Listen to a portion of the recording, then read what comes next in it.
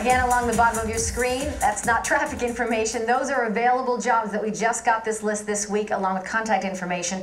And again, on my Facebook fan page right now, we have an expert answering your job questions, resumes, interviewing, anything you want to know. Post your questions and you'll get expert advice instantly.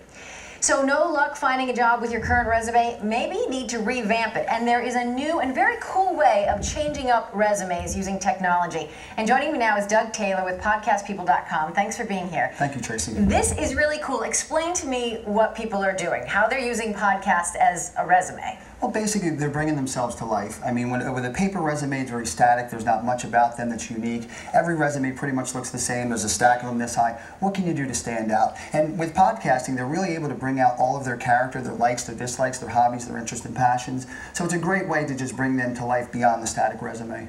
And tell me how different this is from if I just wanted to go on my Facebook page or if I wanted to put something on YouTube for a prospective employer to see. That's a great question, and I wouldn't recommend that people do that, only because somebody can make an off-color comment. You really want to be able to control the message. If you can't control the message, YouTube, there's that wall of shame. I mean, there's a lot of things that can kind of cloud the perception of the HR manager or the recruiter, so you really want to have a place you can control that message. So show me how you do it. Just walk me through a little bit on Podcast People. Well, so these are a couple of examples here, but if we go on to DougTaylor.com, for instance, if you add a new episode, there's two very easy ways to do it. You can upload the media from the hard drive, or you can record one directly from the web browser, and the camera's built right in. So there's no special equipment needed, there's no tools, there's no software to download. And these look pretty cool because we've posted a couple on my Facebook page that you can take a look at if you want to go to my Facebook page and you'll see them. And are people really getting a good response because it is making them stand out? Yeah, they are, because not only are they standing out by way of having that resume, but the paper resume, their new resume that they're submitting is dynamic as well. So it's got a picture of the video player. It just really kind of, it stands out against the pile of resumes that are on the desk. And as much as I want to embrace technology, things like this are a little bit intimidating to me. Is it pretty easy to do? If you can send an email, you can podcast your resume. It's really that simple.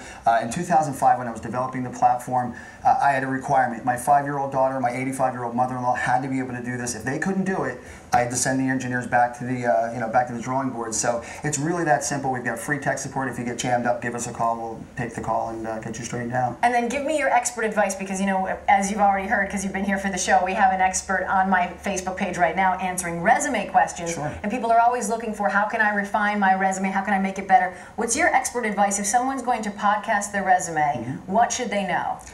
It's awfully cliche, but be yourself. I mean, really, you want to give that HR manager, that human resources director, anybody, a real strong sense of who you are, what's your hobbies, your interests, your likes, your dislikes. And in that first interview, you really want to get to common ground as quickly as possible. And by doing something like podcasting your resume, they really get a full scope of the individual, much more so than they would just a paper resume.